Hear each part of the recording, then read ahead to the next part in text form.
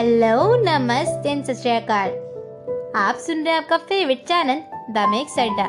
Design your own imagination, मतलब के अपनी सोच को आकार देना।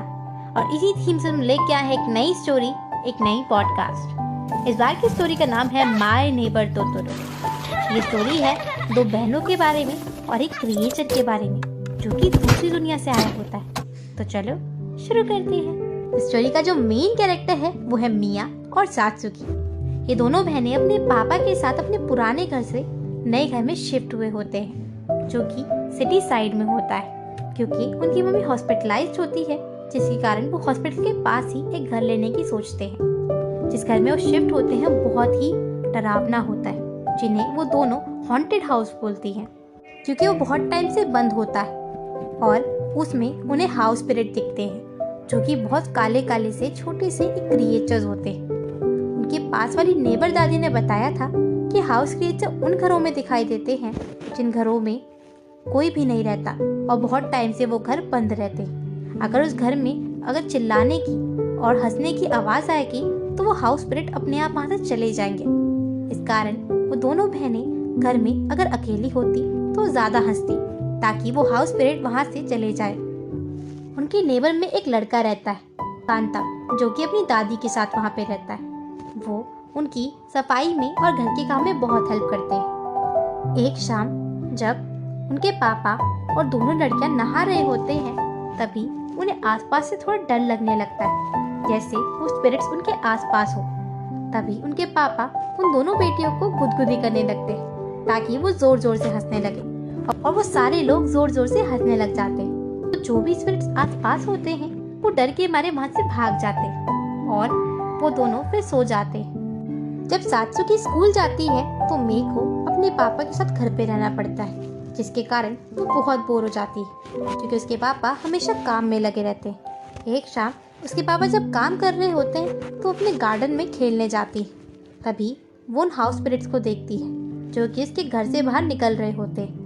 वो उनका पीछा करती है और उनका पीछा करते करते वो एक जगह पे जाती है जहाँ पे एक बड़ा सा क्रिएचर सो रहा होता है। वो उसके ऊपर चढ़ जाती है और उसको देख के वो क्रिएचर आंखें खोलता है और फिर दोबारा सो जाता है। मैं थक जाती है और उसी के ऊपर सो जाती है। जब सात्सुकी स्कूल से वापस आती है और उसे मैं आसपास नहीं दिखती तो वो दोनों बहुत डर जाते हैं। उसके पापा और सात्सुकी दोनों से ढूंढने के लिए पहाड़ों में जाते हैं। वहाँ पे उसे मैं सोई हुई मिलती है एक जगह पे।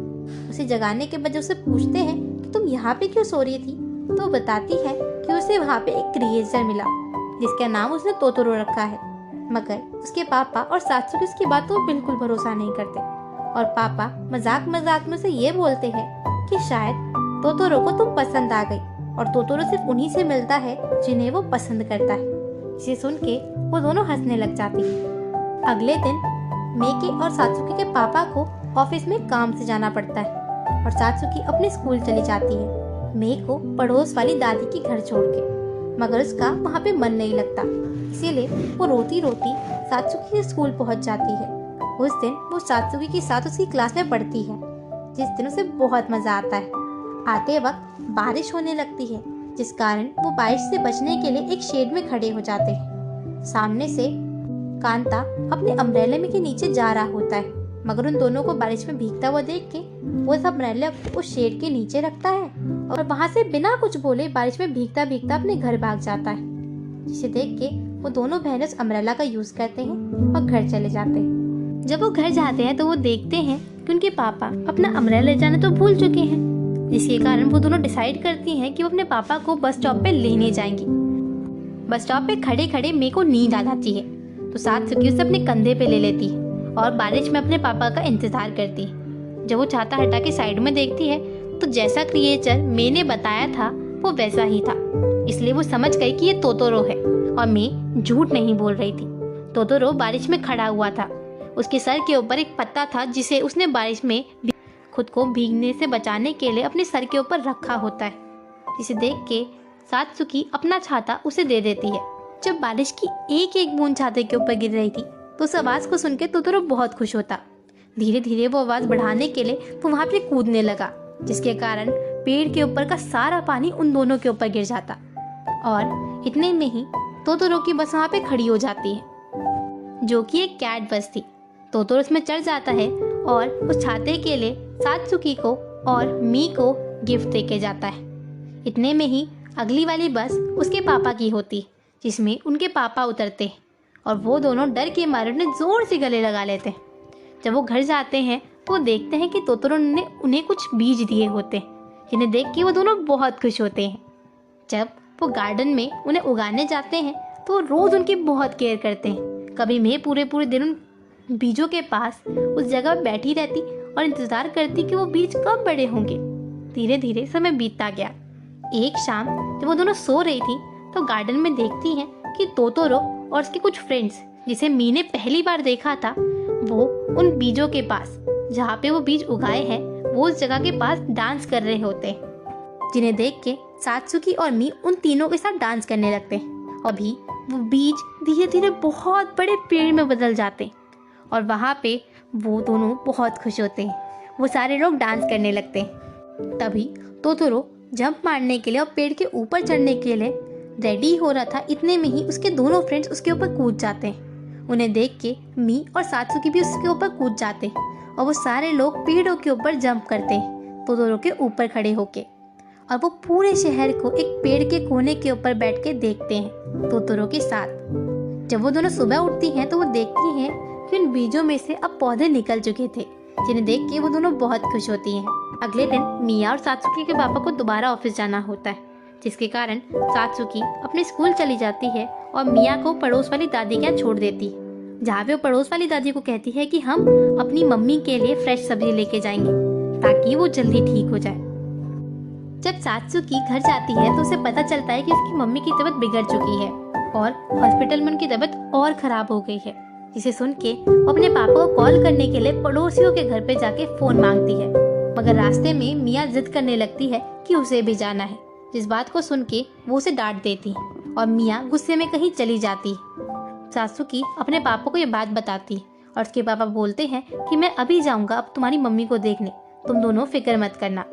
जब सात्सुकी का गुस्सा उतरता है तो बाहर देखती है कि मिया आसपास कहीं नहीं मिलती, जिसके कारण पूरा गांव मिया को ढूंढने में लग जाता है, मगर मिया का कोई अता पता नहीं होता। सात्सुकी को बुरा लग रहा होता है कि उसने मिया को ऐसा क्यों बोला। इतने में ही कांता सात्सुकी को बताता है कि नदी के पास किसी बच्चे का जूता मिला है, तुम देख लो कहीं ये मिया का तो नहीं। तभी वो जूता देख के बहुत डर जाती है, मगर वो मिया का नहीं होता, जिस कारण वो मिया को ढूंढने के लिए और जगहों पर जाने की कोशिश करती है। तभी उसे याद आता है कि कहीं वो तोतरो के पास तो नहीं गई, इसीलिए वो वहीं पे जाती है जहाँ पे उसे तोतरो आखिरी बार मिला था, मतलब उन पहाड़ों के बीच में। उसे वहाँ पे तोतरो मिलता है, जिसे वो हेल्प मांगती है और कहती है कि मिया कहीं नहीं मिल रही, क्या तुम मुझे उसे ढूंढने में मदद करोगे ताकि हम उसे जल्दी ढूंढ सके। और वो उसके सामने रोने लग जाती है। इतने में ही तोतरो अपनी कैट बस को वहीं पे बुलाता है और वो उसे मिया के पास छोड़ने के लिए बोलता है। सात्सुकी उस कैट बस में चढ़ जाती है और वो बस उसे मिया के पास छोड़ती है। मिया वहाँ पे अकेली बैठी हुई रो रही होती है, उस भुट्टे को हाथ में लिए जो उसकी मम्मी के लिए वो लेके जाना चाहती थी, मगर जिसके लिए वो जा नहीं पाई। तभी वो कैट बस से रिक्वेस्ट करते हैं कि वो उन्हें अपनी मम्मी के हॉस्पिटल के पास एक बार लेके चले। वो कैट बस उन्हें वहीं उसी पेड़ के आसपास छोड़ देती है और वो अपनी मम्मी को देख के बहुत खुश होते हैं। मिया अपने लाए हुए भुट्टे को उनकी मम्मी की विंडो के पास छोड़ के वहाँ से चली जाती हैं। जब वो घर जाती हैं तो रास्ते में दादी उन्हें देख के बहुत खुश होती है कि मिया मिल गई। रात को पापा घर आते हैं तो बोलते हैं कि तुम्हारी मम्मी कह रही थी कि उन्होंने तुम्हें देखा, पता नहीं ऐसा क्यों बोल रही थी, और वो दोनों हंसने लग जाती। और इसी के साथ हमारी स्टोरी यहीं पे खत्म होती है। तो कैसी लगी आपको इस बार की स्टोरी? पसंद आया तो ठीक, अगर नहीं आया तो क्या कमी रह गई ये जरूर बताना। Still then be safe be काम।